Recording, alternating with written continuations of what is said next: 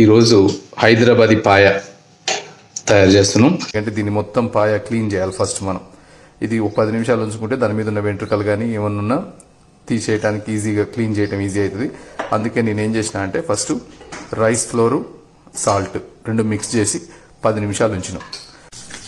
Rice floor సాల్ట్తో ఉంచినాక దాన్ని మొత్తం గీకేసినాక వాటర్లో క్లీన్ చేయాలి. వాటర్లో క్లీన్ చేస్తామన్నా ఎందుకంటే కలర్ అంతా కూడా నీకు మంచిగా వైట్ వచ్చేస్తుంది. ఇప్పుడు ఇంకా ఒక ఆనియన్ కొద్దిగా పెద్ద కోసి ఇట్లా దీన్ని క్లీన్ చేసిన దాంట్లో వేయాలి. దీంతో పాటు కొద్దిగా సాల్ట్,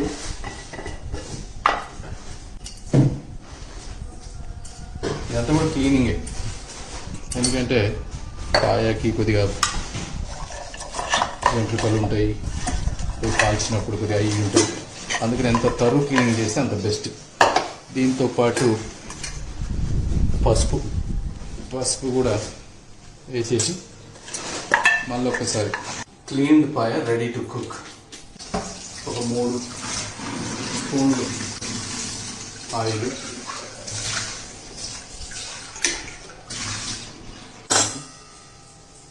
కొద్ది జీలకర్ర, కొద్ది కుమిన్ సీడ్,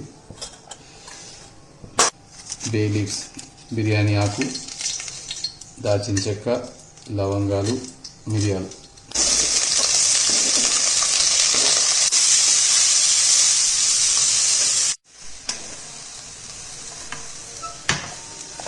రెండు గ్లాసులు నీళ్ళు.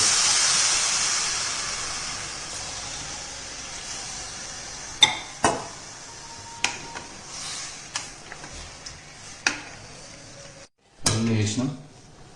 ఇంకా ఫైనల్ టచ్ ఉంది. తర్వాత మళ్ళీ ఈ పాయ బాగా ఉడికినాక మనం కొన్ని వేసేవి గసగసాలు, పెరుగు ఇట్లాంటివి ఏమైనా ఉంటే యాడ్ చేద్దాం. మళ్ళీ పేస్ట్ మీడియం ఫ్లేమ్ మీద దాదాపు 7 విజిల్స్ వచ్చిందాక ఉడకనియాలి. దీంతో పాటు మనం ఇందాక తయారు చేసిన పేస్ట్, గసగసాలు, కొబ్బెర,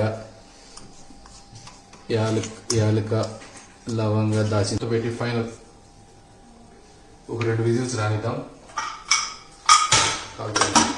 2 విజిల్స్ రానిచ్చి